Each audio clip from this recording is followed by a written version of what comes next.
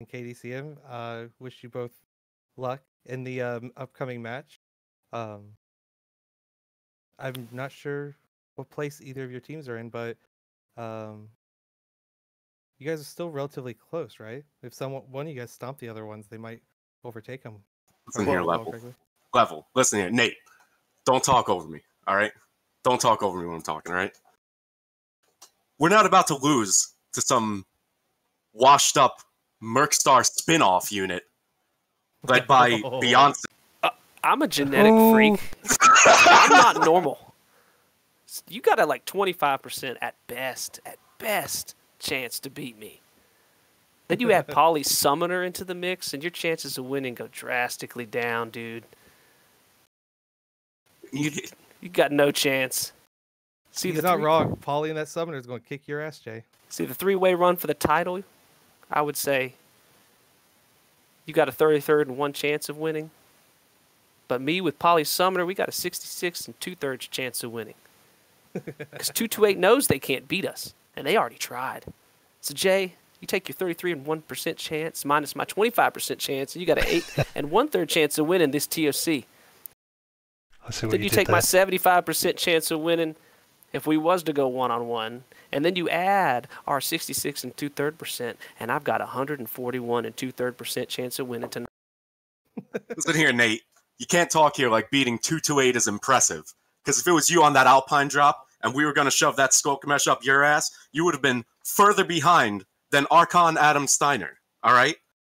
Now, if you guys win tonight, I'll tell you how you're going to do it. You're going to take your masculinity, throw it out the window, and backpedal to the edge of the map, just like everyone else who has to fight us. All right, Nate? So at least at the end of this, we're not going to be a bunch of soy boy beta cunts. CJ, the numbers don't lie. And they spell disaster for you and your team. And most important, that's what makes us fearless. You want to know why you don't have any friends?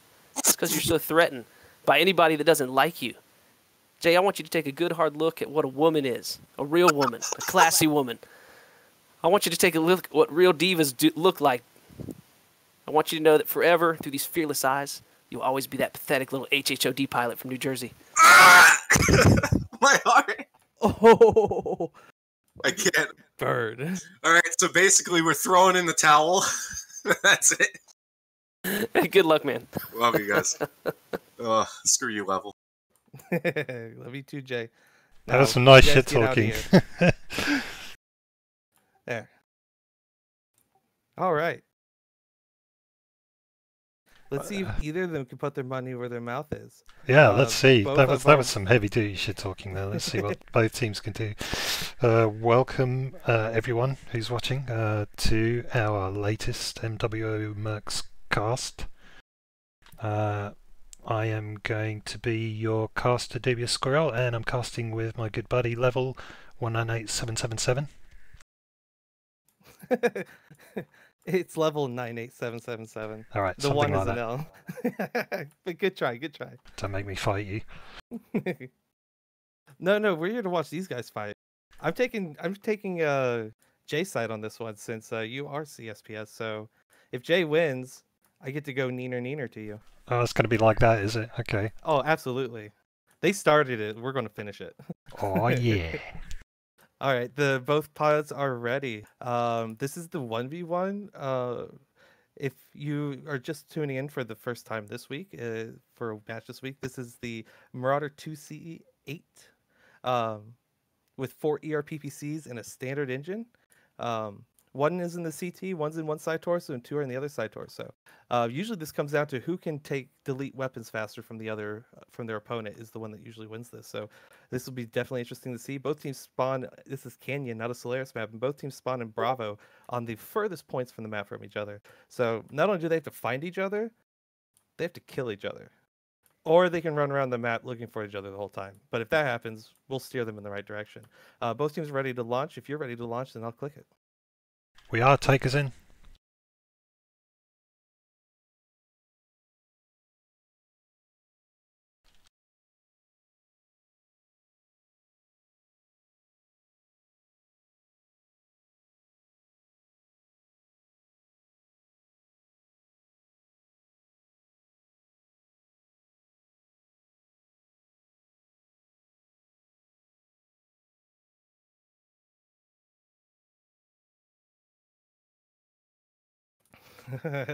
Ghost Paladin with a little flaming.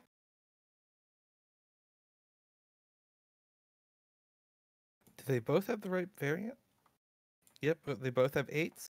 We have seen people use the base Marauder 2C, which the refs allowed because it's basically the exact same mech, just the Marauder 2C 8 has a better agility quirk. So if you don't have the 8 and you have to take the base 2C, you are at a disadvantage, but if that's what you need to do, then that's what you need to do. Glad you explained that. I wasn't sure of the difference. I recognise there was a choice, but...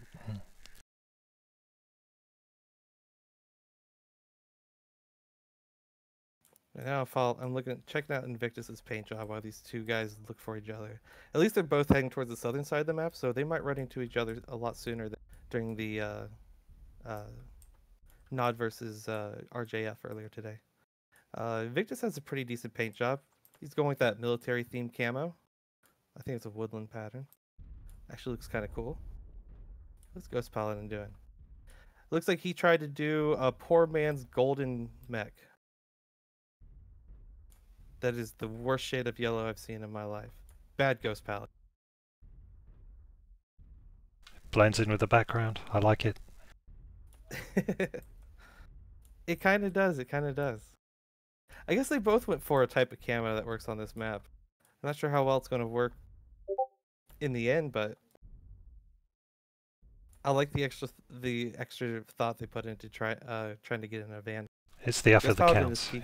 Yeah, absolutely. Ghost Paladin is peeking from here. He's being extra cautious. I can't tell if he's just peeking or if like he's struggling to actually get up at the same time. I'll check in on him in a second. Invictus is still in the low ground, just on a leisurely walk down to that bridge. He's finally going to the high ground. They might end up seeing each other here in a moment.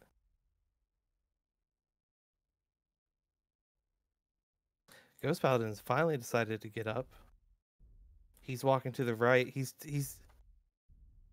doing the windscape pathing. In WKL's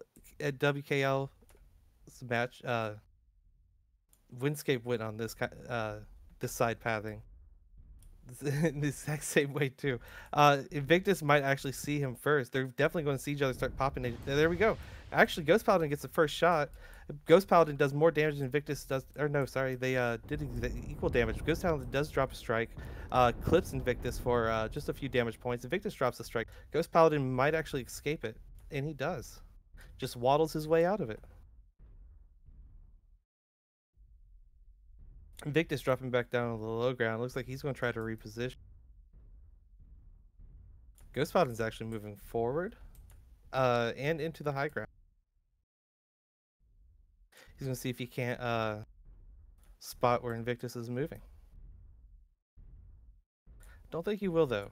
Well, maybe he might. Invictus has turned, and he's heading back up, doing another peek. Don't know if he knows Ghost Paladin's up here. No, it didn't seem to spot him. That was a lucky escape for Ghost Paladin. Oh no. He's turning his... Don't give your back. Don't give your back. Oh. If he backed out of there with his back out, I would face palm. Alright. He's facing the right direction. Invictus gets a shot off. Ghost Paladin still looks like he's trying to zero in on his location.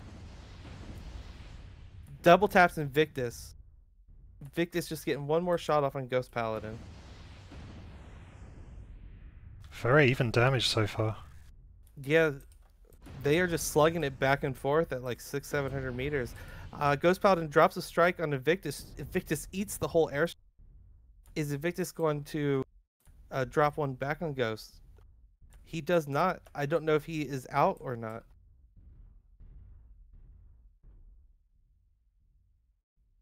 Ghost Paladin, he's orange in all his torso, so he's actually relatively healthy. His structure is weak from the strike hitting him in the back. Invictus, his torsos actually look overall healthier.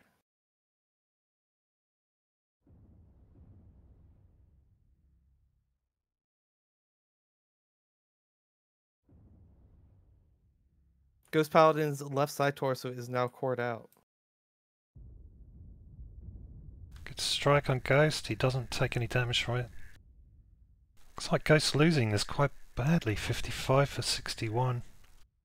Yeah, they were trading evenly, but Invictus has definitely taken an upper hand.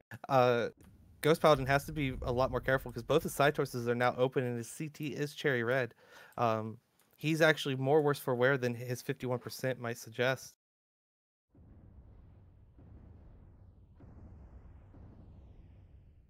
Invictus now pushing in. Invictus still having armor on his CT and side torso. His one side torso is now open, and he did just eat some overheat damage in his leg. So he is riding that heat bar. Oh, and he finishes Ghost off. Ghost goes down! Well played, Invictus. Good job, buddy. Yeah, GG's for both of them. That was actually really good. Yeah, it pained me to say that, but yeah, Invictus won it. I'm just going to say it for posterity's sake. Get wrecked, CSPS. I'm blaming that on you, Level. GG's. Yeah, Invictus 510 damage. While Ghost Paladin seemed to be more accurate with his strikes, Invictus was just more accurate with his shots there, especially once they got into that mid-range trade.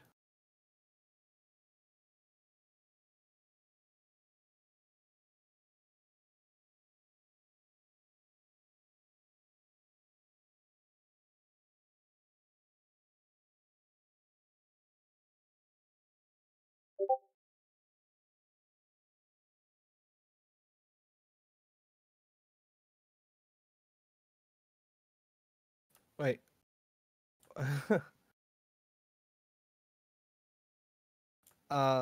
It looks like 2 of CSPS's players already got pulled in. Let's see what team 1 wants. I guess it doesn't really matter if KDCM wants team 2 to start, just flip them.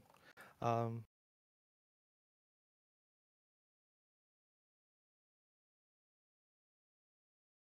right, so while they're drawing their players in, let's head over to the map.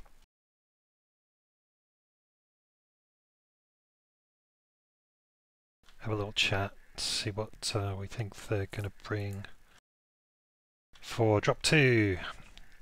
Drop 2 Mining Collective, knife fight. It's got to be, right? For the most part, yeah. We have seen some strange. Well, I guess it just seems strange from a classical meta point of view, but for ToC, it's probably quite meta. Seeing LBX, a lot of LBX Vapor Eagles, to be honest. Really? Yeah. That's probably the most common medium mech taken on the light this week. I saw one Brawly Vapor Eagle. It was LBX 20 and 3 SRM6, I think. That was pretty good. It wasn't used very effectively, but I mean, those things can one-shot lights. I played a match yesterday evening, and we tried to do the knife fight, and our opponent took kind of a bit more long-range medium ER lasers with jump jets, and they posted up all over, and we got caught in a crossfire, and it was nasty. They slaughtered us. So it'll be interesting to see what both teams bring for this.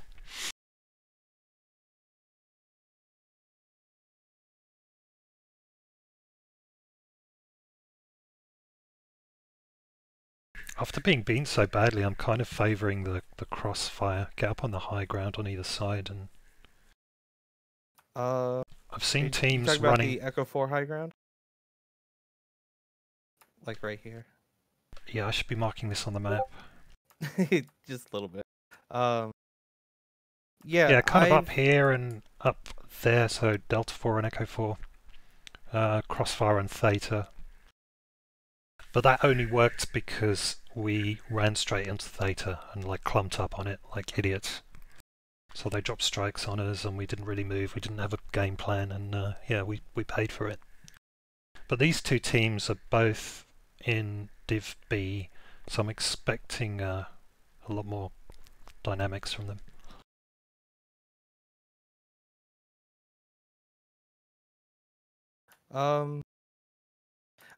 I agree with you about the Echo 4. Not sure about the Delta 4 side. I mean, if you can get a crossfire there and the enemy team doesn't just instantly push with jump jet mechs onto one of them, I think you're right. That's a very powerful play. But one thing I've seen that's been super effective is one team like heading into this area and like basically running back and forth in this low ground, because what I've seen happen is like team 1 will send a mech, try to get a mech up here. Maybe team 2 does too. One team might I'm trying to remember which game it was. I think it was UKS. Put like four of their mechs up here actually, but it didn't work out too well for them because the enemy, they stayed in this low ground right here where these guys could not shoot down at them, and any mechs that weren't up here that were like stuck on Theta or something, they basically were able to poke them without these mechs being able to shoot them. So this is a surprisingly strong position I'm seeing in these drops so far. Team 1 is done. Team 2 is now in 5 minutes. We've even seen, I think it was RJF or RJFE, one of the two. They put all their mechs on Theta, which I thought was a weird choice. They traded from there a while. I mean, they eventually won the drop with a coordinated push. They finally like got off of there and pushed around, which was the same time that UKS tried to push a lone mech over here. Then it devolved into a NASCAR around Theta, basically. I do think Echo 4 high ground is the position you want. That is the power position for this light drop, with this low ground right in front of it as this probably the second most powerful position. Now, that's my opinion. A lot of people tell me I'm wrong, but the results don't lie. I'm just going by the games that I've casted and watched. Still waiting on team 2, but it does look like both teams are going to stack Charlie with one mech in alpha, which is basically what we've seen every team do except for RJF. They stacked Bravo instead of Charlie. And their reasoning was it didn't matter for what they were planning to do. But generally, yes, Charlie with an alpha keeps you as close to the cap as possible with most of your team, and keeps your team spawning as close together as possible. Well, this is a Div B match. We've got CSPS versus KDCM, 178 versus 161 points, respectively. So both fairly closely matched.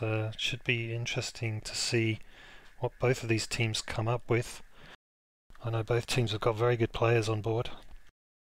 Yeah, with MJ12's loss against JGX this weekend, that they're not climbing at all on the leaderboard. This is definitely, if Kel can stop CSPS here, at least with a very strong lead. I think they're probably going to at least they need to beat CSPS by at least 18 points to take over in third place. Because right now CSPS Special Delivery is in third place if you take out the Division A Aardvark. Both teams are now locked. Are we ready to launch? We are. Take us in. Oh, wait. I almost pulled an Ash and almost had it on skirmish. Don't feel like level. Well, in this case, don't feel like Ash. We are launching.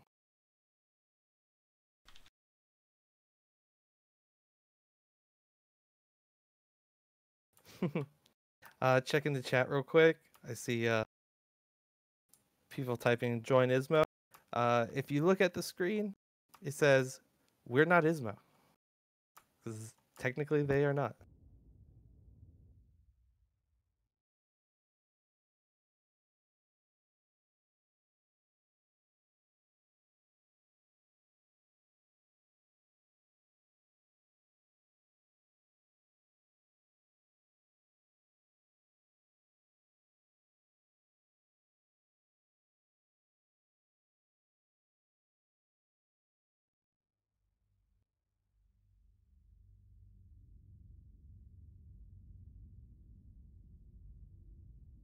Command coming in. Capture and hold the resource What do you see on point. CSPS's Stop side? any hostiles that get in your way. I see. A dervish, a panther, a wolfhound, an urban mech, and a javelin. For KDCM, we have a Griffin 1E, Arctic Cheetah Shard, a K9, Mislinks G, and Firestarter 9A. Or sorry, Firestarter A. I'm assuming Griffin 1E is all MPLs. Actually, I was mistaken. Near Solon seems to be a Mislinks. That's my favourite mech.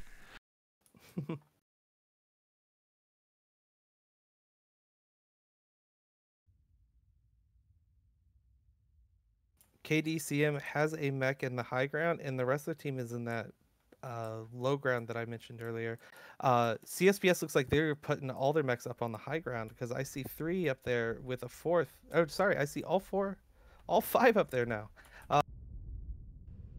I wonder if KDCM realizes they're all up there. Maybe they do because they are rotating around. It looks like they're starting to jump jet, but I don't think all their mechs have the jump jets to do it.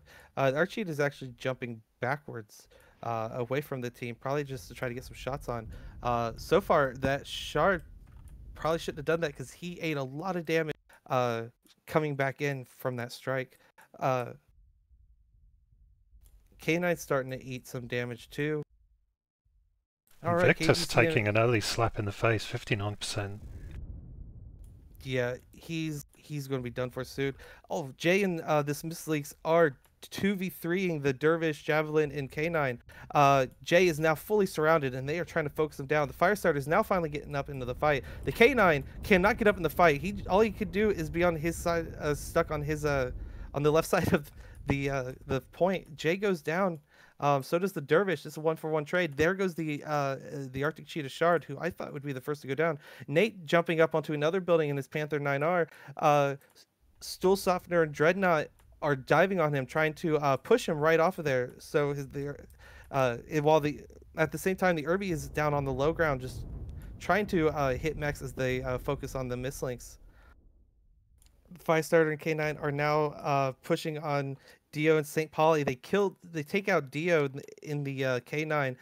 Dreadnought goes down in the mislinks for KDCM. This is now a 2v3, but Nate's pretty much out of the fight. I think he's even legged up there. Paulie's in trouble. He goes down to Stool and Neil.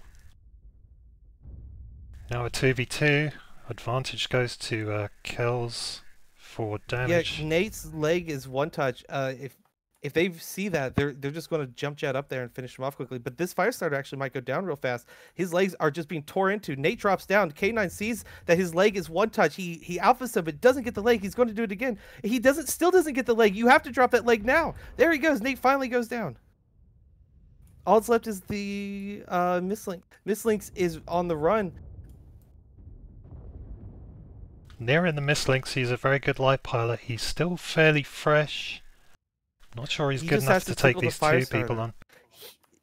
He might be fresh enough to do it. The Firestarter is one touch. His leg is cherry red.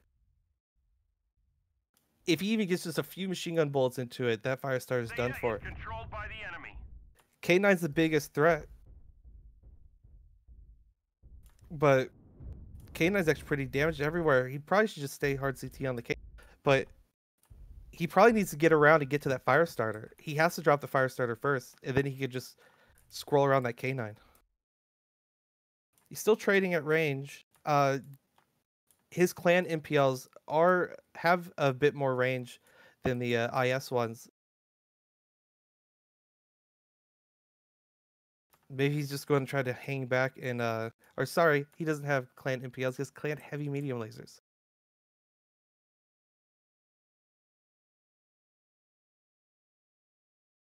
Near's moving off. It looks like he's going to close in and try to go for. He can take all the time in the world. They just took the cap back. He has at least 2 to 3 minutes. Oh no, he has to turn over and start shooting the Firestarter because both those mechs are shooting at him right now. The K9 is actually taking a lot of damage. Stool Softener goes down. Near Saloon finally sees that leg and finishes it off. Neil is one touch CT and oh my god, Near did it. Hard carry by. That was the clutch of the week. Near. By Near Salon. Oh, wow. What a great fight. Well done, Near. Resource point Theta is ours. Wow. Yeah, wow. He kept his cool. I thought for sure he was about to throw that by staying on the K9 as long as but he noticed that Firestarter was one touch, just looked over at him for a split second, fired his machine guns, tickled him, and then it just dropped, and then it was just 1v1. Actually, really light damage spread on the torso, but that one leg, cherry red, damn, that was close. So close. Yeah, that's definitely close. I didn't realize that leg was cherry red. I knew the one leg was off, but I thought the other leg was still a little healthier. Don't jump jet, Near. Whatever you do not jump jet. Shouldn't you be encouraging him to jump jet? Oh yeah, Near, jump jet. Go, do it. Do it as you can. Come on. That was a good fight by both teams. That was great fight. This was so close. I think if the Shard didn't jump jet backwards at the start, to where like about three mechs could shoot at him, and then someone dropped an arty on him. If he didn't take all that damage and then eat that arty and be down to 60% HP, before KDCM even got up to push them off of Echo 4, if that didn't happen, this probably would have went the other way. That's how close this match was. So hats off to CSPS for pulling that one through. It was looking ugly for a second, but they held their ground. GG. Looking at the damage real quick. Actually, pretty big damage numbers for it being a light fight.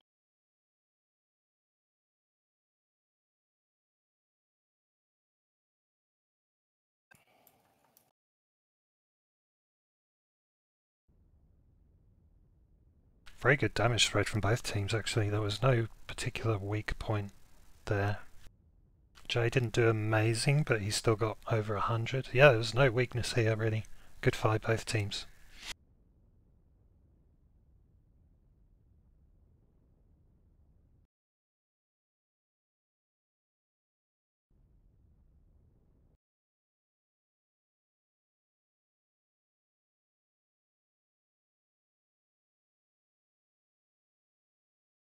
All right, I'm going to swap the teams real quick and get the next map started.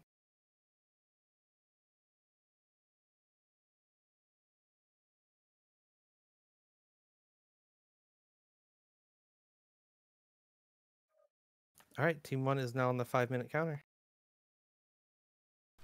Okay, so let's head over to the map. Next map is River City.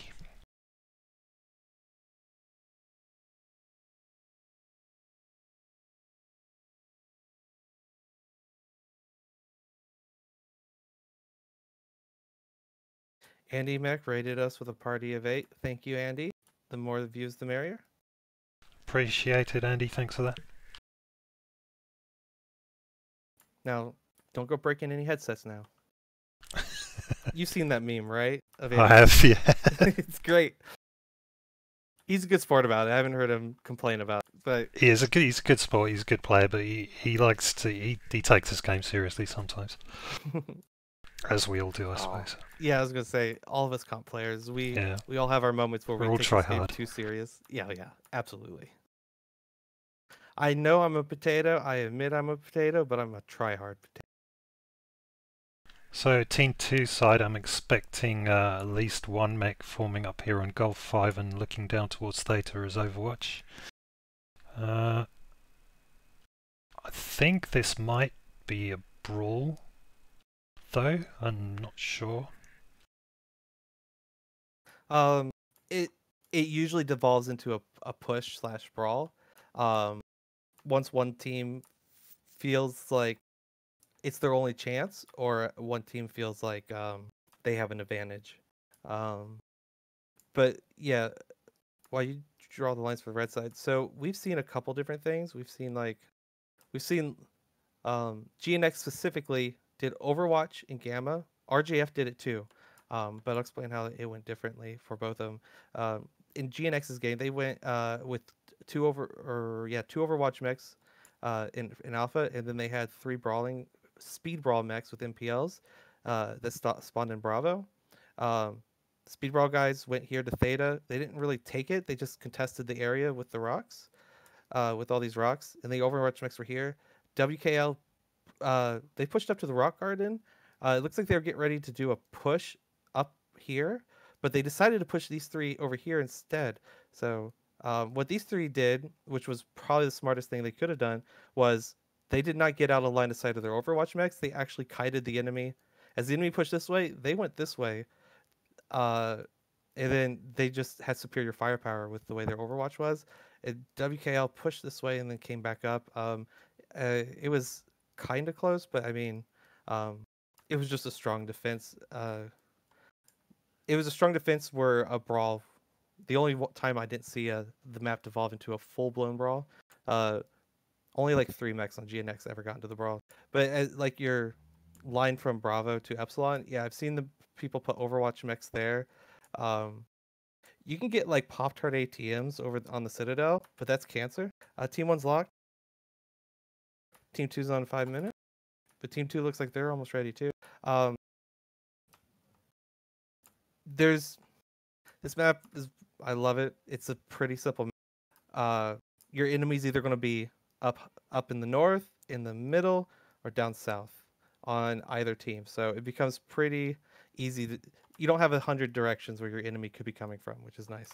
It looks like Team 1 stacked Alpha Lance with 1 in Bravo. They could be planning to do a hard push across the river and or they could be planning a holding strat. The 1 in Bravo is probably the capper, probably like a Vulcan. Team 2 doing the same thing. Interesting. Both teams are now locked. Are we ready to roll? We are, let's go.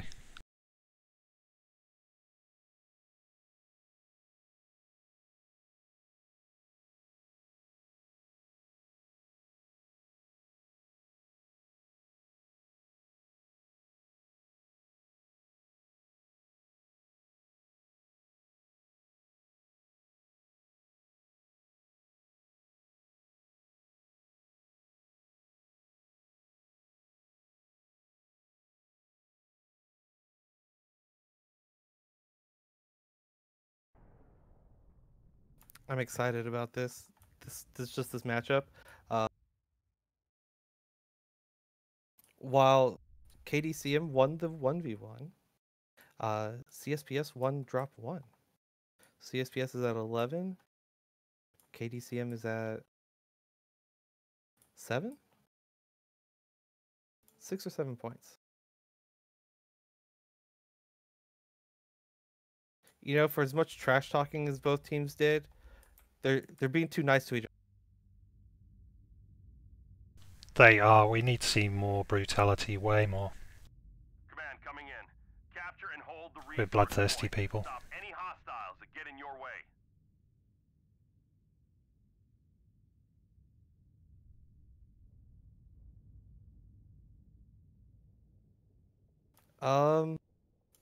What do we have on the KDCM side?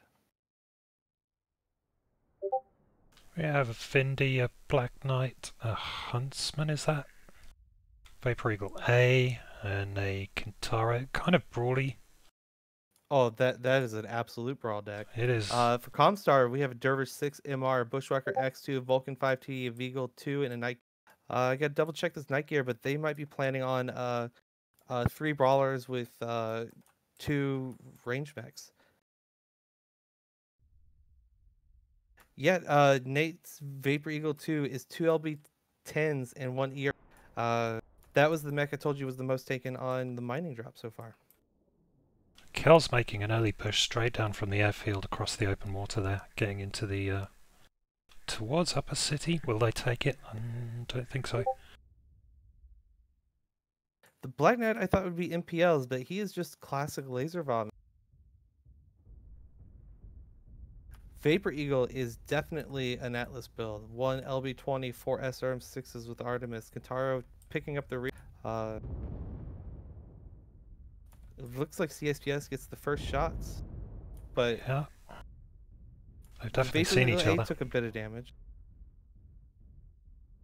CSPS is taking the Citadel. Looks like they plan on fighting from there. Polly in the Night Gear is in the back. He's holding as much range as possible, which is probably going to be really smart to intercept this push. And here comes the push. Hard brawl. This is going to be over fast, boys. Vindicator is already being eaten alive. He is just absorbing all those UAC damages. The rest of the team actually crosses that open ground almost unscathed. Good tanking by the Vindicator. Vindicator is now rotating out. Kintaro looks like it's taking the. Looks like they got a little balled up there, which is giving CSPS time to run away and re-get range dominance. But it looks like KDCM is getting their stuff together. It looks like they are going to be rotating around the left of the Citadel and pushing in. It's turning into night. Yeah, I think a mistake was made with the day-night cycle, but absolutely was. I guess we're already committed now, so yes, see. It's already committed. I apologize, viewers, and I apologize, team, but may the best man win. Still Sefner in the Vindicator. I'm going to check out how damaged he is. He's orange to red in all his armor and all his all his body parts, and he just took part of that strike. Dio's Bushwhacker's been pretty damaged. This Vulcan and this Dervish are peaking at the same time. KDCM's push seems to have stalled, and now they're holding. I know they have the cap, but I'm pretty sure their strat relies on them hard pushing into the enemy. And there they go again. They're doing it again. Black Knight is now the focus of the enemy's firepower. He's down to 77% from 97%, down to 75, 70%, 64%. Jay is about to go down. Can his team finish off the Bushwhacker and another mech before they lose their Black Knight? Dio, 24%, tanking like a boss. Vindicator is right into him. Polly team kills the Vindicator. Victus kills Ghost Paladin. Polly finishes off Softer, the Vindicator. Jay's Black Knight, 41%, almost dead, is running off to the side. The CSPS has led the Brawl team right up to their night gear.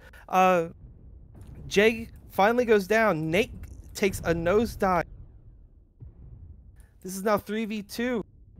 They're splitting the push. Only the Katara is pushing the night gear. The Vapor Eagle A looks like he's waiting on the Vulcan to come back into the water.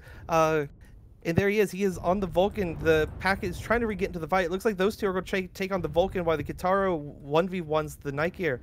This might just be KDCM's game.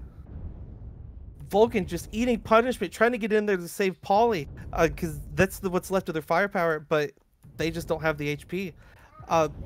Polly just gets obliterated by the Kitaro, even though now Near Salon is on the run, and he goes down. Oh geez, what a fight! That was brutal and bloody, and that was exactly what we wanted to see. Great fight! Wow.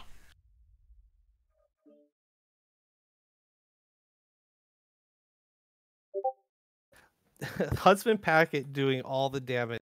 I think he was also the healthiest one of the bunch too.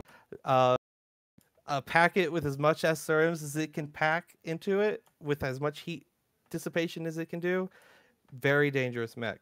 It's a bit squishy for its tonnage. Probably should have been one of the first mechs folk. A lot more than Vindicator or the Black Knight. GG's both teams, and look at the Guitar 592. Guitaros are OP. Nate and his Vapor Eagle 2 did decent damage. Polly in the Night Gear, of course, carrying with 559. Just didn't carry hard enough.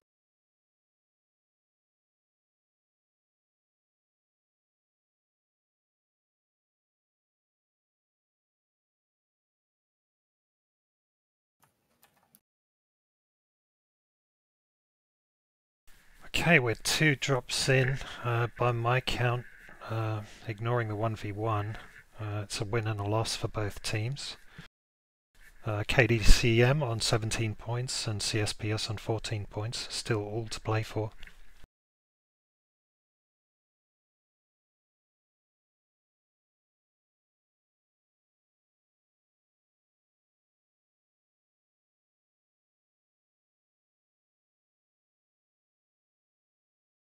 Bit of smack talk in here in local. Yeah, they're giving me shit now, but they have every right to. That was my mess up. But the rules do say that if a mistake like that's caught, it's up to the teams in the first minute to catch it. I apologize, guys.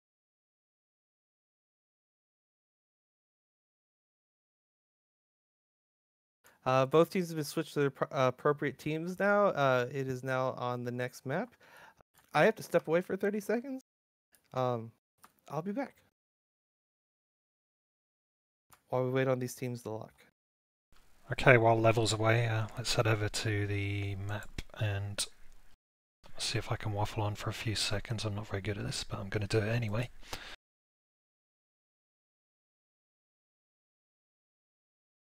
So yeah, apologies for that. Day-night cycle was screwed up there.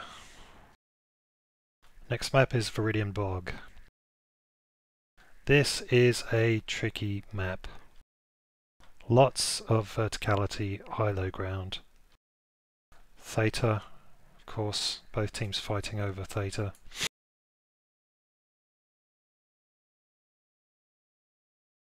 Let's see, good high points to take from the Team 1 perspective.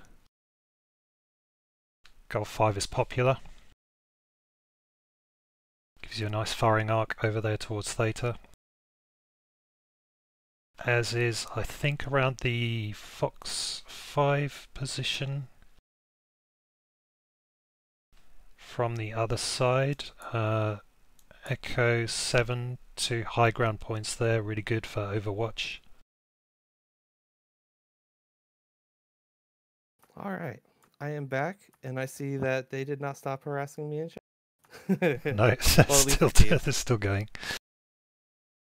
Yeah, they are not amused, but it's the first time I've made the mistake. Be gentle, boys.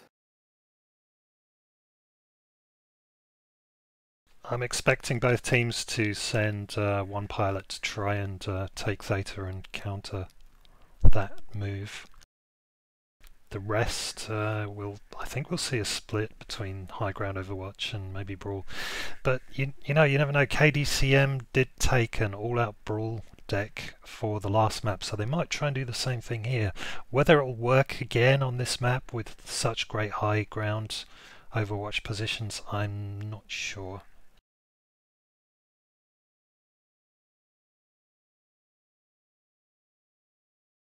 Yeah, I agree with pretty much everything you said. I think that's why they KDCM wanted Team 1 to start with, because it is easier to do a brawl strat from Team 2 side than Team 1 side. Team 1 side can get a really strong Overwatch strat going, with like where you're showing like in G5 and F5 and even in Echo 5.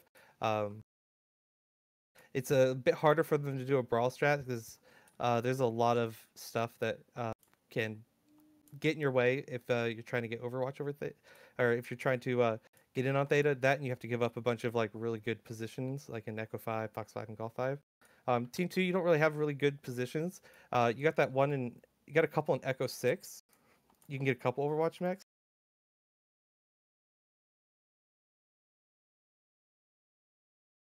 Team 1 is now locked. We're just waiting for Yep. KDCM.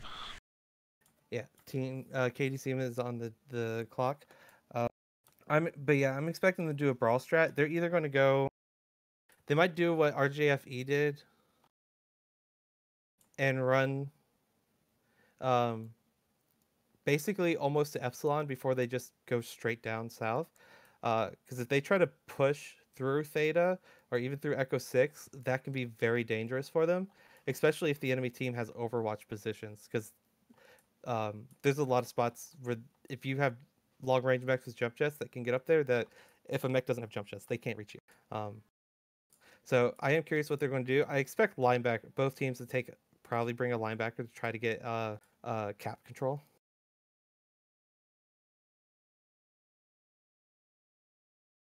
Let me see here. Team 1 stack Charlie with 1 and Alpha. Yeah, they're definitely going to do. CSPS is definitely planning on doing an Overwatch strat with the way they stack their teams. Yeah, a bit of inside knowledge on that. I think Team 1 CSPS, Team 1 as I call them, have been working on countering NS, well, Brawl Push basically. So I think, I think they'll be trying to get trading positions from various high points. But we'll see, I could be wrong because they have been very secretive. They know I'm casting tonight.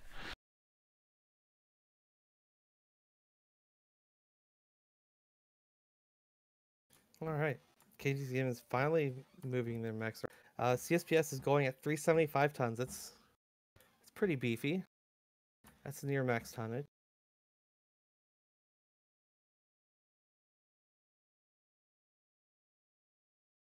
Yeah, I think 400 tons is the max you can bring on this drop.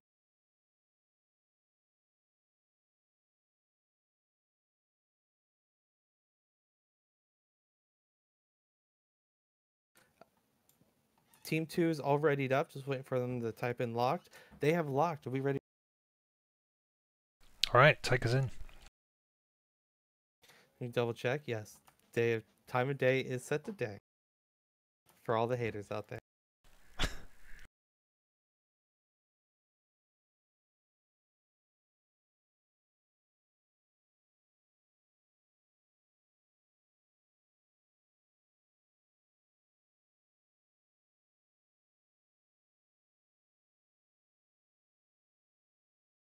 I used to hate this map from quick play and stuff, and then it was after playing this in comp that I started to get an appreciation for it.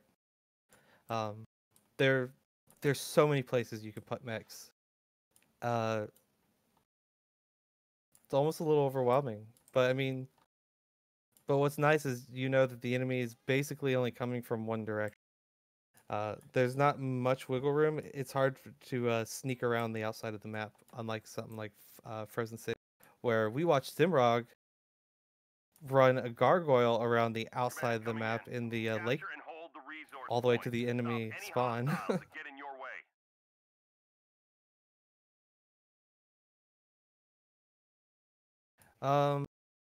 Which team am I looking at here?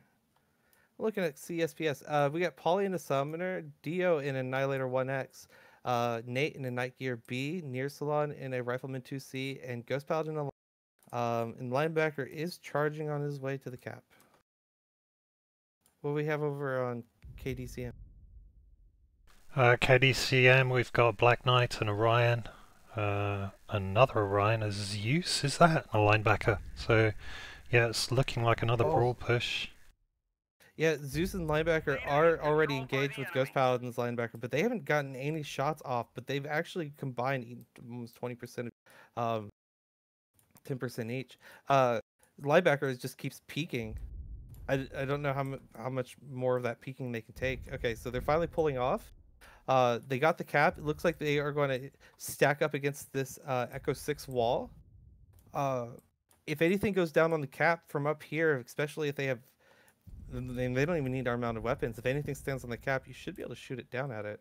If they hug the wall, you can just strike it to death. I see a UAV up. I don't know. It looks like that's KDCM's UAV. CSPS just shooting it down. Linebacker is making a play for the cap. Will he get yeeted? Nope, he backs off. Something spooked him. I don't know what he saw, but something spooked him. KDCM taking the cap and holding it for the time being. That's quite big. If Ghost Paladin can't get this back, he needs to. I think CSPS's strat seems to be relying on denying the cap to KDCM from long range, and they're not doing that at the moment. Yeah, for them to do this whole strat, they need that cap, and they could not have given it up. Giving it to KDCM, they just have to peek anything that tries to take the cap.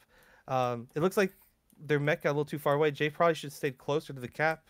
CSPS was able to uncap it, but they weren't able to. Oh, now he's going in for the cap. If KDCM lets them take the cap, then they just fall into the CSPS's trap. But it looks like they don't care. They're going to do a brawl rush and completely give up the cap. Ghost Paladin, he doesn't realize the enemy is not there anymore. He's still looking up for. But here comes the brawl rush over to the right. The Zeus eating a lot of damage. Jay's Black Knight also taking a ton. That Black Knight has eaten a couple strikes because his torsos are looking really, really, really bad. Linebacker's leading the pack. They have all balled up right here underneath Paul. Paulie just ate a face full of airstrike. That was a great airstrike. All right, it looks like they're just going to ignore Paulie and go after whatever they can actually shoot at. Dio is actually camping in his. I do not see this working out too well for KDCM. It looks like CSPS's prep for a brawl is working pretty well so far. Jay's taken a ton of damage. Yeah, at this point they're just running back and forth as they're being kited by this linebacker there, because now they're chasing the linebacker, but they're not going to have the speed to keep up. All they did was pull themselves out of brawl range of that Annihilator. And Polly's still up top with Overwatch. And Theta's still just ticking away.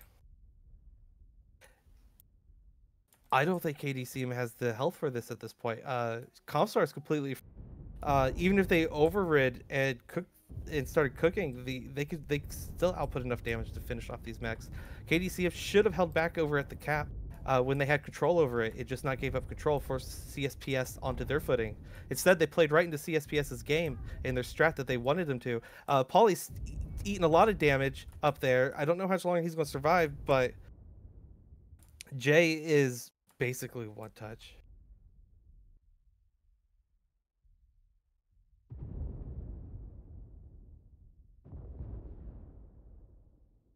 Pauly down on the low ground, only 29% of his HP. Let's see how low he can go before he dies. Zeus pushes forward.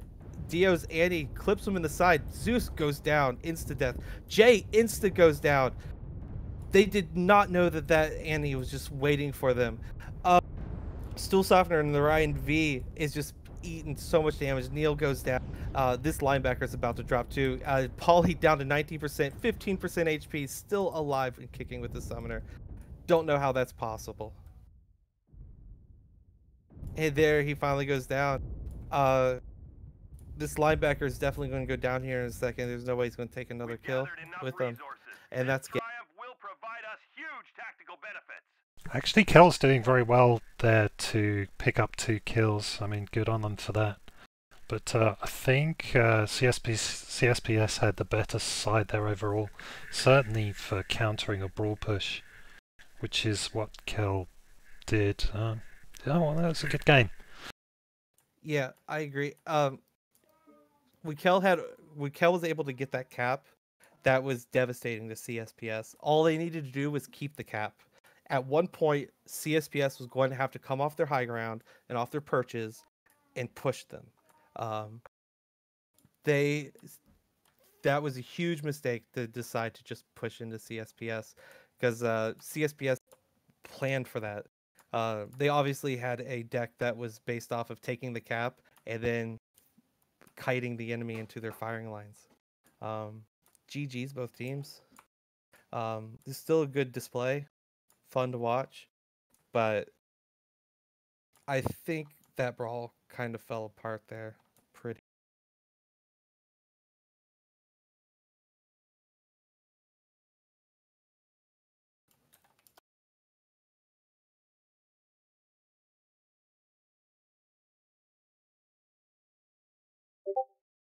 Okay, including the 1v1, we are now 4 drops in, and the points are still pretty even. CSPS now on 24 points, and KDCM on 20 points. It's all still to play for in the last drop, last 2 drops actually.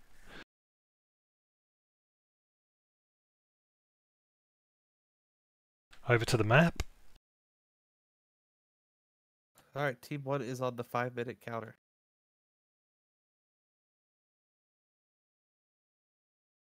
Next map, Frozen City. Oh, this is going to be a long-range trader game, surely. Nah. Or will it? All KDCM has to do is pray to Nod and then send a gargoyle all the way over here and then dive into the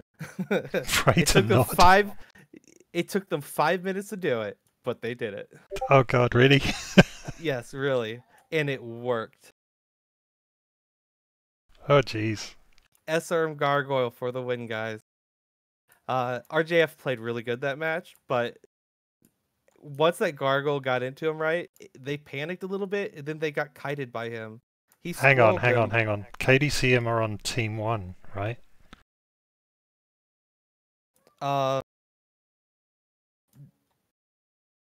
Yeah, for this drop.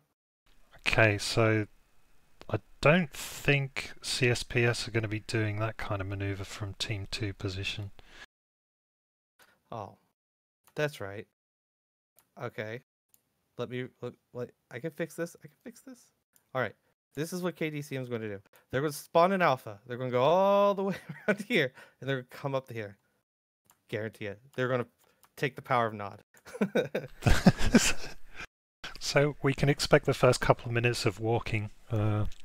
Walking simulator, yes. Yeah. To be honest, I think that KDCM is just going to do their classic. They'll probably come down the 7 line, and then push across through the boat, the ship. It actually gives pretty decent cover because the ship pieces are high. If you weave through that, you can actually get like across. If the enemy has a firing line down here, you can get across without taking too much damage and get up into here. But you don't really want to do that if like the enemy has guys over here. It's best just to go take those guys out first. But the general idea is, if they're going to do a brawl, they're either going to cross over to Echo 4 right away and run down the 4 line, unless they see CSPS sending mechs this way, or they're going to go down the 7 line and then cross here at the Fox line. And then try to intercept CSPS that way. That's how I see this going. I do not see them trying to do any long range. I'm not sure what CSPS is going to do here, but just from what I've seen of other matches, I'm expecting some posting up of long range mechs in Fox 5. Maybe a push into Echo 5 after a couple of minutes, and possibly a single mech pushing into Gulf 7 up into Fox 7 up into Upper City up there, because from there you can harass quite nicely onto the Gamma area, which is often where other long-range teams form up. But if they do that and KDCM are bringing Brawl, they could get a nice easy pick there. True. What my team ended up doing is we ended up speed brawling ourselves with we actually got the idea from KDCM for this map. I'm personally not good on this map, and I'm not the best drop caller when it comes to long range trading. So I had my team take gargoyles, executioners, almost 80 kph Cyclops 10 Qs, and we charged the enemy. I mean, we charged up here.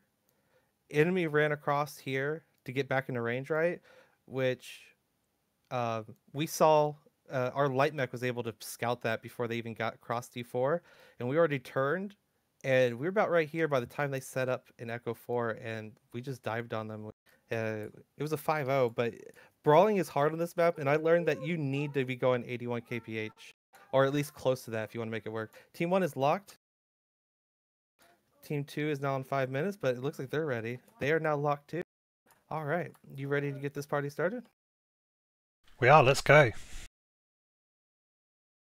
Second to last match. Exciting. I'm just excited to see what KDCM does on this match. See if it works for them like it worked for us. That's if they do the same brawl. I am too. This is still fairly close points wise, 20 to 24. There's still all to play for. 2 drops left.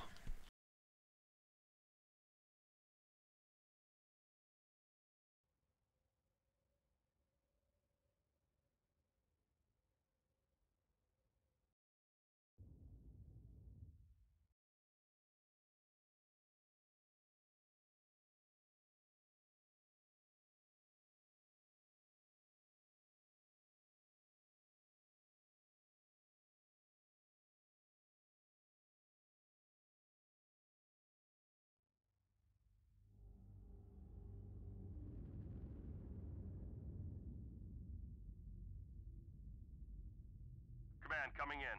Capture and hold the resource points. Stop any What do we got on the Comstar side? Comstar, we have a Stalker, an Annie, a Flea, a Mauler, and a Direwolf. It looks like CSPS are taking the long-range approach. I suspect the Flea is going to run straight into the cap point. Yeah, there he goes. I was wrong about KDCM's deck. They have a Highlander 2CA, Mad Cat 2B, Executioner D, a Wolfhound 2, and a Warhawk Prime. They went range?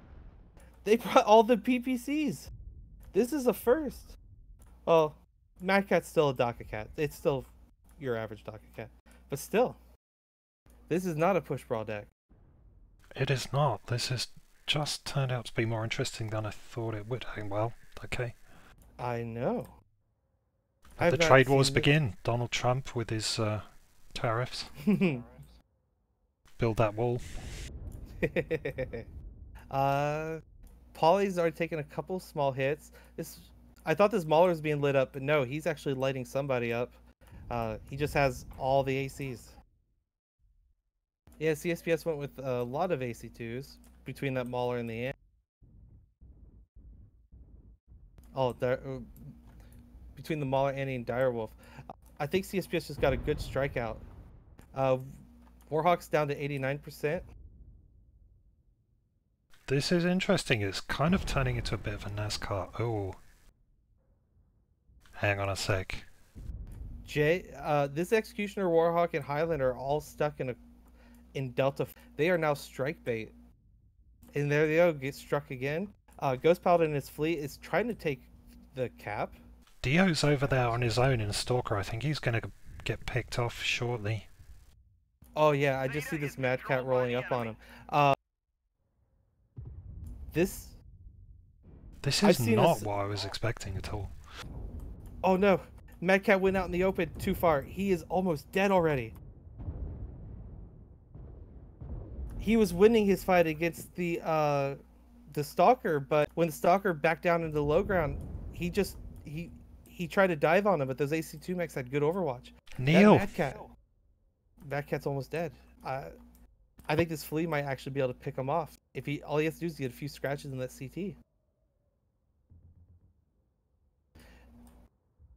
Invictus and the Warhawk. Left side torso is already open. I'm amazed Dio survived that all on his own, and Neil taking so much damage. That's just a scratch on his CT and it's over. Dio got lucky. Mad Cat tried to stare him down because that left the Mad Cat wide open for 3 AC2 max to just pound his CT till he was almost dead. And there he finally got. I think that was the flea that finished him off, like I predicted. Wolfhound is off to the side trying to get angles, but I don't think he's going to be pull this off on his own. He's going to definitely need backup, or he needs to fall back to his team. And this whole time, CSPS already has Theta, and it's still just ticking away. Highlander 2CA is now trading with the AC2 Max across the distance. Mauler's starting to look pretty beat up.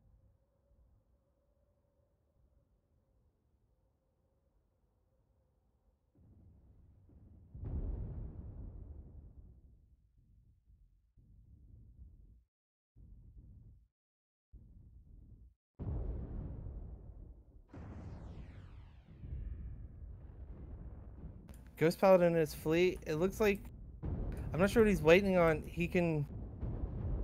I don't know if he's just making sure that nothing pops up, but I figured he would be more scouting these two guys out. But CSPS does have the cap, so they don't need to get aggressive or do anything risky at this point. They just got to hold.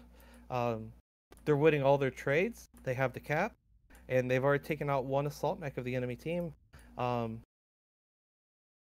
Unless they make a serious tactical mistake, I don't see how they're going to lose. Yeah, Jay's taking some more damage here. I think this is going in favour of CSPS so far. They have a great spread across the map. Ghost Paladin harassing over there on the left. Dio in the middle there.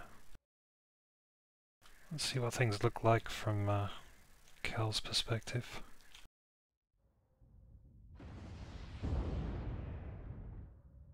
Oh wow. I just took a look at the Wolfhound. The Wolfhound, both his legs are wide open and down to just the structure, and they're orange. He's in trouble. He's still got all of his weapons, but 4 medium pulse isn't going to do that much good. Nate just standing here out in the open with his Annihilator, big dicking it. Come at me, bro. Nier is a lot more damaged, so he is peeking a little more cautiously from the side. It looks like he's waiting for Jay to expose himself again. I don't think Jay's going to expose himself to the AC2 traders, but he is trying to trade one-on-one with Dio, but it just doesn't work out. Jay does go down. Now it's just the Warhawk and Highlander 2v4 against the traders. Oh, it looks like this Warhawk and Wolfhound 2, they've done some damage to the Flea.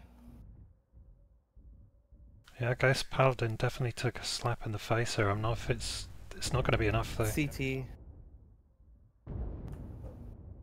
He's down to a structure in the CT. It probably would have been better going for the leg.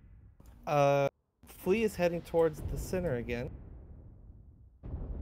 Oh, he's going completely around. Stool Softener is about to have his stools softened. That was a terrible pun and you should feel bad. It was, but I kind of liked it. Dio is now starting to get aggressive. They know that they have the cap win. Right now it looks like KDCM, all they're trying to do is just not die, just deny them the points, and I think that's all they can do. This Warhawk doesn't look like he's going to do that. It looks like he's going to try to take something down with them. I don't think that they have the HP or the firepower to kill a mech at this point. No, the cascade is in effect. 5 to 3. Yeah, I think this is over for KDCM. Maybe they can pick off 1 or 2 kills though. That would be great. Got to play the points Warhawk here. Yeah, I was hoping this Warhawk might be able to pick off Dio, but he's too injured to even keep trading with Dio. Even though Dio has less percentage of health than him, Invictus is on the verge of losing half his weapons right away. Ghost Paladin gets in there and tries to yeet Stool Softener, but just doesn't make it. Now Dio's going to try to finish him off.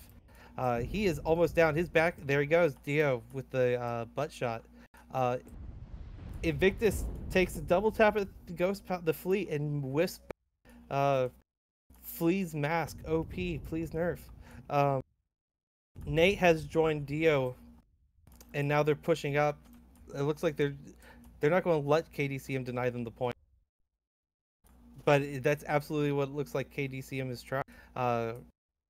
There's a way this Warhawk's can get out of it. If the Wolfhound probably went and hid in the tunnel or something, they could have kept CSPS from getting 10 points on him. But the Wolfhound is diving Dio, and just nothing happens. Warhawk is all that's left, and the Flea is on him. Warhawk just got half by Nate. Warhawk gives Nate his back, and he dies. And that's GG.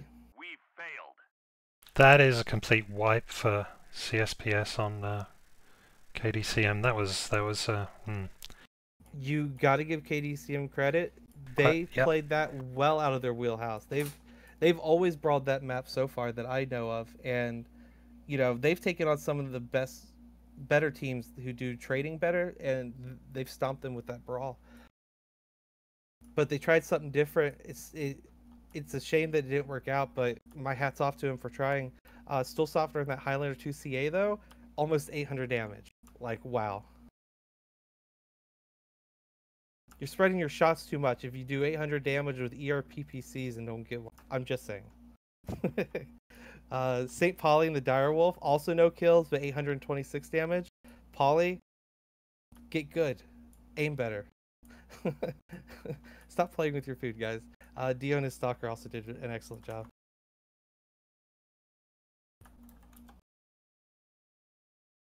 Wow, that was interesting. I was expecting a brawl from KDCM there, and they knocked it left field.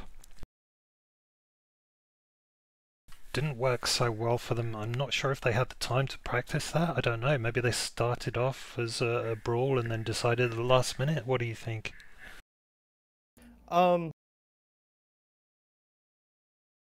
It's possible. They had the last 2 brawl rushes fail on them, right? Yeah, so it seems like a last minute decision. When your main tactic is failing over and over again, you have to try something different. Because doing the same thing over and over again, knowing that it's going to fail, is, well, it's not the exact definition of insanity, but it's pretty close. I don't know the exact quote. Um, I am switching the map to the final one, which I believe is Canyon Network. Team 1 is now on the 5 minutes.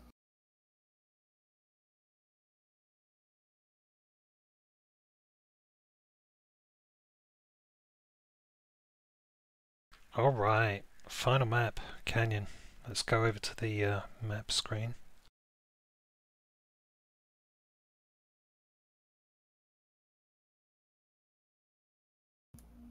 So with KDCM taking the long range option for the previous drop, are they going to do the same thing here?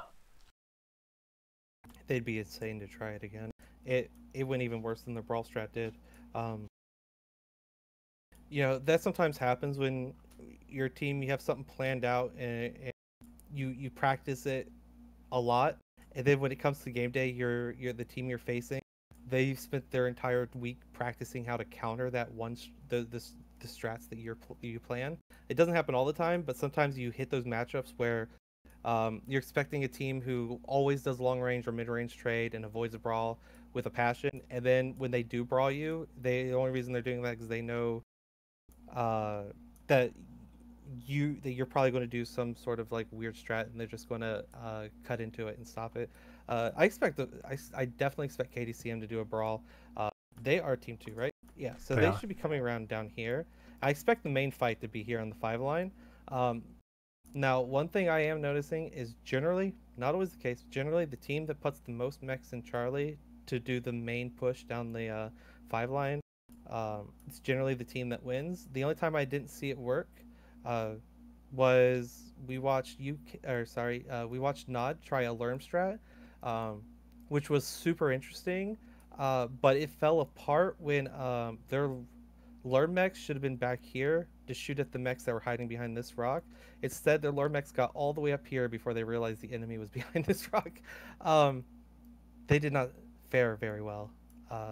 So we watched that fall apart. But other than that, I mean, generally you'll see 1 to 2 mechs going for Theta, or like Theta in Overwatch, and then like the heavy and the 2 assaults definitely are going to probably be in Charlie. Unless someone's going to bring a summoner, and then they might be putting the summoner like out here in Alpha Lance to do shenanigans.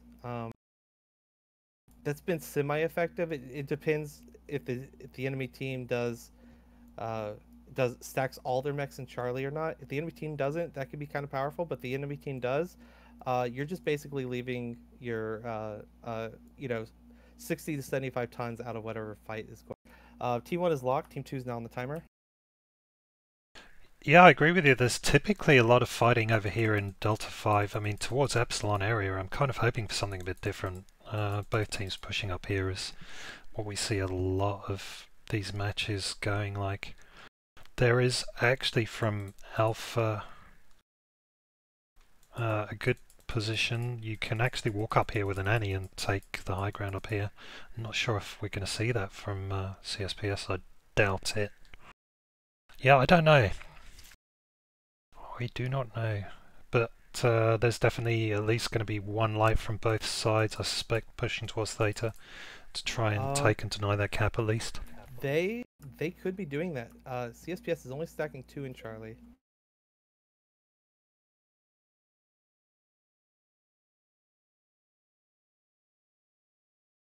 Yeah, you're right. They have 2 in Charlie. KDCM 4 in Charlie, 1 in Alpha.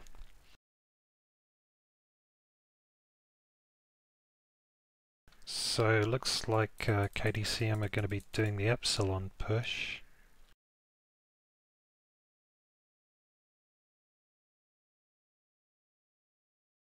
CSPS on Alpha, could they be going? Maybe. Maybe.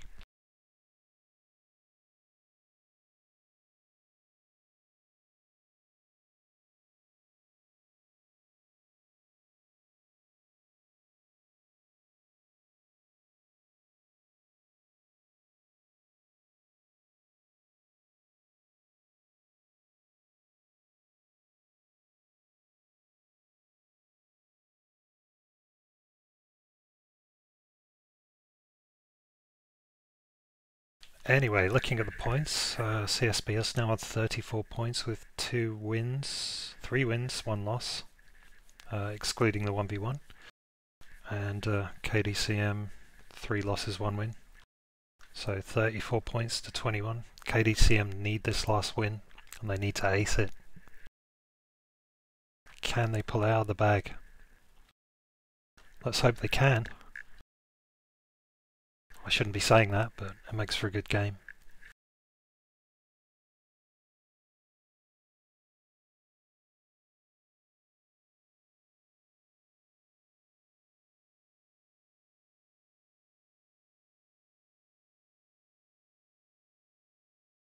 St. Pauli calling hold locks in chat. Okay, I'm not sure what that means. I am now back. I just lost internet for a second, but it should be good since this is the last drop.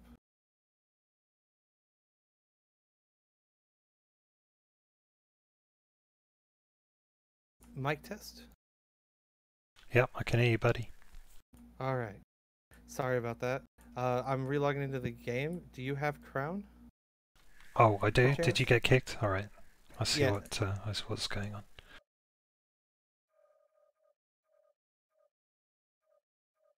I lost the internet connection for a second. Hopefully this is the last time that happens. At first I thought it was the construction crew outside, but no, this time my girlfriend's cat decided that the router, it wanted to sleep on it. It pulled it pulled out the power cord as it laid on it. So that was fun.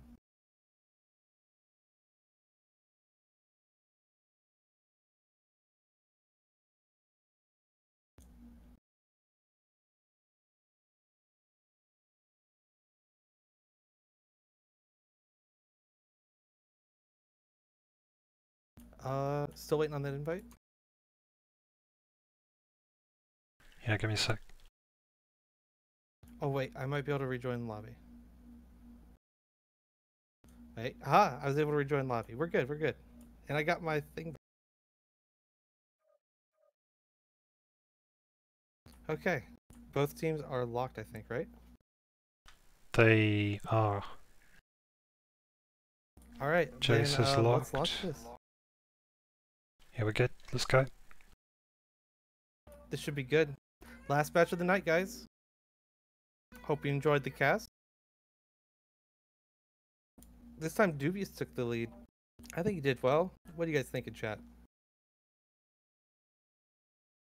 I hope so. It's only my second time in. I hope I'm doing a good job. If you've got any constructive criticism, then let me know. Yeah. You're a CSPS shill and you should feel bad. I still gotta vote for those. Yeah, don't listen to him. He doesn't know what he's talking about.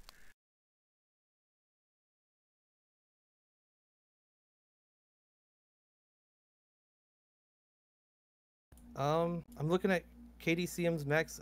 We got Executioner, Vapor Eagle A, Arctic Cheetah Prime, Zeus, and a Grasshopper this time. What do we have for CSPS? Annie, Summoner, Commando, Ghost in the Commando, that's an unusual choice for him. Near Solon, CS, well, Sleipnir, and Vapor Eagle from Nate. I'm watching something I have not seen yet, which is the entire Team 2 is running down the Zimbabwe Canyon. Are they going to turn in? Or are they going to run past? They're running past. They're heading towards CSPS's spot. They're going to totally NASCAR on CSPS. They have the speed to do it. Yeah, this is looking very much like another brawl from KDCM. Can they make it work? They've certainly got the speed for it. I mean, they're getting round there. I don't think CSPS has spotted them at all yet.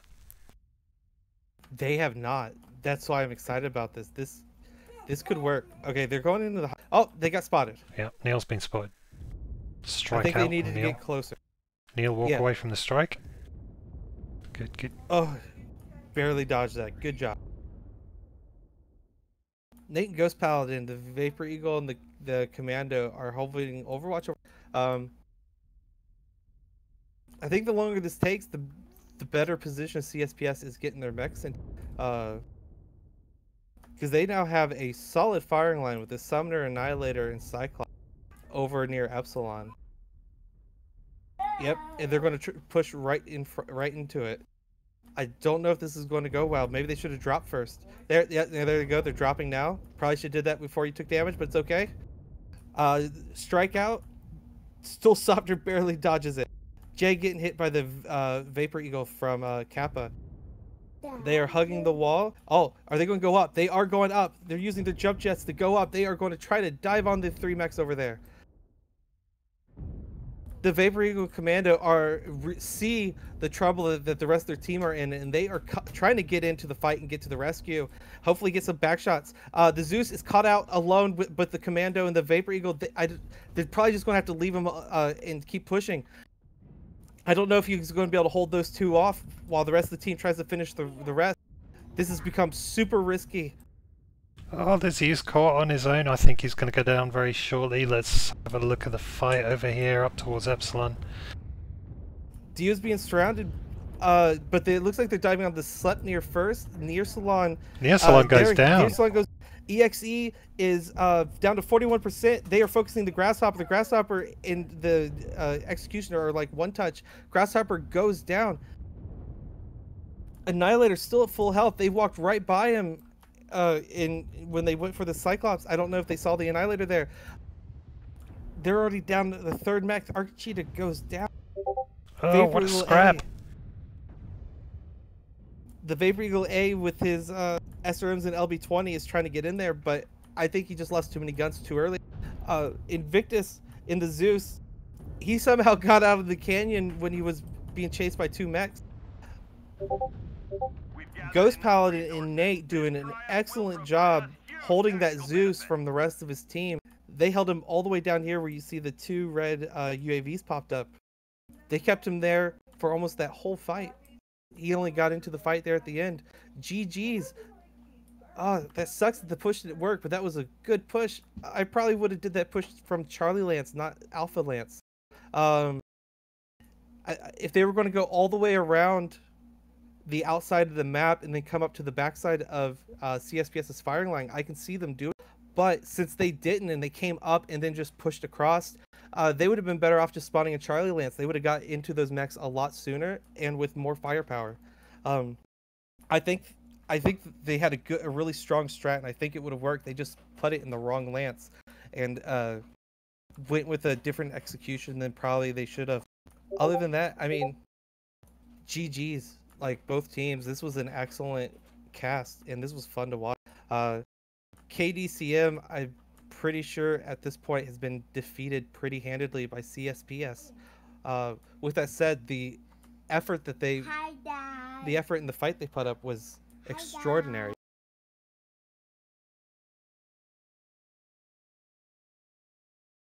That was a fantastic fight. Like, that was high octane for the last drop. Great cast. Yeah. Thank you both teams. Really, really great fight. Enjoyed casting it. Enjoyed watching it.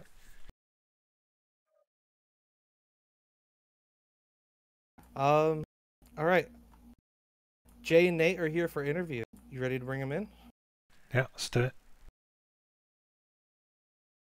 Jay, you let me down. How dare you? Listen, get out of here. Okay, I'll bring him back. Don't abuse your power. Love it. We're here to brawl. We committed. That's all that we care about right now. Yeah, you did. We're saying every drop, oh, they're going to be up high in places we can't reach them. We're going to need jumping mechs. We're going to need this, that. And then, like, we get to mech select, and it's like, but what if we win with Orions? Like, I knew, we were wondering on that last Canyon match. We were like, what if they bring Lerms? And I'm like, fuck no. Jay would never be able to live with himself if he brought Lerms.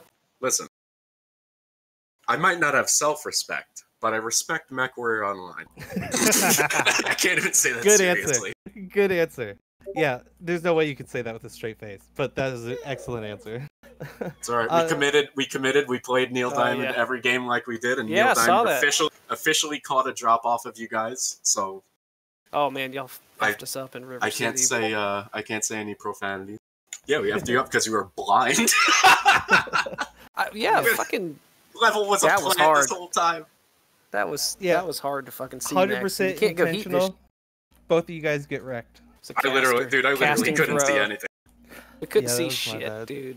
We had when somebody died, when the dervish died, the smoke was in my face, and it's just like, oh, all I see is I white. just kept shooting at a blob of a mech. Yeah. This looks like a mech. Maybe they won't find out Neil's in a streak boat because it's too dark. Oh no, we found out that you were a streak boat way late because the Vulcan. Near was like, Neil's a streak boat. Shit. Yeah. We were just like, the whole time when we were debating on what to bring for their map, we're like, if they bring a single Vulcan, we win because it turns into a 5v4. And you brought the Vulcan, and so it worked. There was a debate back and forth about what to bring every match, like everything, but like we just ended up thinking that Vulcan's won us a bunch of other River City matches. Dude, the Vulcan's super nasty. Like that's the only reason why we brought the streak. Not against streak. Well, that's the only thing it's not good against, dude. We had who the hell was it? RJF just kited the tits out of us. Yeah, they'll do that if you let them. Yeah, so we have Vulcan phobia now, and basically we're banned from entering 4 countries. So they'll kite you with slightly faster mechs all day. So what we did is we did what basically y'all did. We took the heaviest, tankiest, medium pulse mechs that we could. Oh yeah. They basically couldn't shoot through our armor fast enough. Even if they were kiting us, we were shooting back at them with the same thing. So it went our way. Oh, we had a blast. The way our season's going, we're very much looking forward to Trials of Combat Round 2. Well, we were running the points here. We did not have a super great week 1 or 3 because we were still figuring stuff out. But we now, I don't know how many points that was, but we needed, it's basically us and 228 for the Div B title. And I think we needed... Dude, I just saw that Smoke... I thought Smoke Adders was just going to roll over RGFE, and then they have their Div C team, right?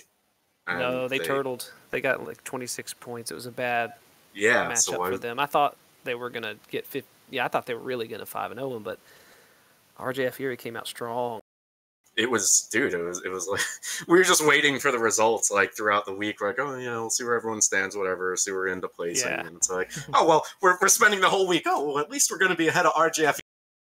Now jinx the shit out of that.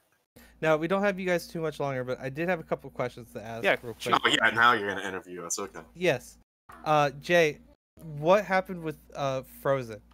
Normally, everyone expected you guys to do a speed brawl with the fastest assaults you could get together, and instead you guys went with the long range trade. Was that like a last minute change? No, we scrimmed JGX earlier on in the week and realized that if you take speed brawl on Frozen, you end up with 3 guys with 0 damage. If it's the heavy game, that's different, right? Because a 75-ton range mech and 75-ton brawler, the brawler will just run it down. An Orion will run down a Night-Gear all day. A Gargoyle's not going to run down an Annihilator. It's just such a math issue. There's too much armor to get through, And you guys brought a Direwolf and an Annihilator and the Stalker. Everything that brawlers don't want to fight at 1,200 meters. I mean, that's 4 assaults. There's not a fast assault, And if you sacrifice that much tonnage, you're only going like slightly faster. Exactly. Yeah, that's why we did it to RJF on Frozen, but honestly, it was a great up in weight is just... It was a great counter to what we brought. It doesn't work in the assaults. We had a lot of we really had to kind of reposition and fight real carefully just to kind of whittle down. And you almost... We were close to getting the Mauler, the Stalker, and the Direwolf. We got it CT busted. Oh yeah, and, we were all everything low. But the Annihilator. My second question is about Canyon. I saw your strat, and I saw you stack Alpha Lance, and I thought for sure you were going to run all the way past their spawn, around their spawn, and onto that 5 line from behind. I thought that's exactly what you guys were going to do. But then you went up and over. We already spotted them. That's why. Yeah, the second we saw that they spotted us, we're just like, oh, okay, we're not. There's no way we're pulling off the reach around. Like, Yep. It's just how it works Okay. with Brawl is the technical issue with it, aside from everything else, is the second you get spotted, you only have one option left, and it's just all right. Time to go. Time to push. Yeah, straight in. Yeah. Yeah, I was curious if the original plan was to go all the way around and then come up behind him and surprise him. The original plan was to be in Charlie Lands. And then That's- we're sitting there in the lobby, and they're like, "No, Jay, you got us in the wrong lanes. We have 30 seconds left." And then I'm like, "Oh fuck, okay, we're going up to Alpha." And we get in, and we're funny. like, "This isn't. This I isn't thought- where we're supposed to be." I saw you That's- switch, and then you switched back, and I thought you were just like, No. messing with us. Nate, that whole 10D chess thing, we don't play chess, all right? We're more checkers people, and even then, we just flip the board and start screaming. Gotcha. Yeah. So do we have Nate? Do you have any questions for Level? Oh yes, Level. Did you like our SPAC talk of you? Yes, I saw that and I appreciate it, guys. Much love. Yeah, I was like, Level, I'm not are going to you be mad at Level Get later. I'm just going to banned. tell him exactly what I think right now, and then I want him to be mad later. It's fine. Listen, it's all that matters is the plant worked. He gave us Night on the map we needed it to get those 10. Oh, We're actually, as you know, we have a lot of X228 pilots. They're actually sleepers. KDCM is coming out today. We are 228. We're here to prop 228 Blackwatch up to the top of Div B, where they rightfully belong. Oh, I wanted to say thanks to Level and Dubious for casting the match guys kick because No problem. It was a pleasure to catch you guys. oh yeah, it was great. It was a great fight. We really enjoyed casting and watching this. Yeah, thanks, fellas. The first two games were awesome. oh yeah, how did you like that Misslink's pull out there, Dubious? Did that look Oh familiar? yeah, Oh. It did. I was It about did. to ask you that I about liked that, it. Nate. This is the question I was going to ask you. Like, what are you guys buying Ghost Paladin for clinching that drop for you so hard? Oh no, that was near. Was that? Yeah, that's right. That was near. What Oh, are you so he buying gets near? nothing right. He gets Oh, nothing. right. nothing. He's not in the unit. No. I told him after the match that he was MVP of this ToC for us for that. Yeah, absolutely. He Dude, clinched that you know so what hard. sucks? We had him earlier on in the game, but we're like, okay, the Mistlinks is fast. It's going to get away. And we killed the Irby. We killed the Panther instead. Yeah. And then the Mistlink's just coming back to haunt us. Your halved Arctic cheetah got in my face when you pushed up with your medium, and I was unable to shoot the Griffin faster. It was very annoying. I got, had to yeah, turn and shoot him and waste- every point of my damage was on the legs of that freaking dervish, man. Yeah, Thank that God. was the right call. Because Ghost will do 700 damage in that thing if you let him. We automatically saw we fought a lot of dervishes, and we know not to fuck with that thing. Yep. Well, thanks for the games and thanks for the casting, guys. Yep. Dubious, you got any questions for us? Dubious gets to ask questions. Come on, what is this? I charity don't. event? I'm worn out. I mean, wow, what a great fight. Thank you, fellas. I know, right? Yeah, I really My son's enjoyed it. trying to say hi. Hello, Oh, son. that's good. All right, I'll let you guys go. Thanks for the interview, and thank you guys for playing. It was awesome. It was definitely an awesome match. I'm glad I casted it over the 42 versus 228. Oh yeah, that stuff's Thanks. boring. Who wants Yeah. to watch PPCs? Trading for the whole Trading. 10 Absolutely. dudes, yeah. Later. Have a good one, guys. Later, guys. All right, thank you everyone watching for watching our cast. What a great fight. We'll see you again soon, and take care, etc. Yeah, thanks for tuning in. Hope you guys enjoyed the cast. My son apparently did.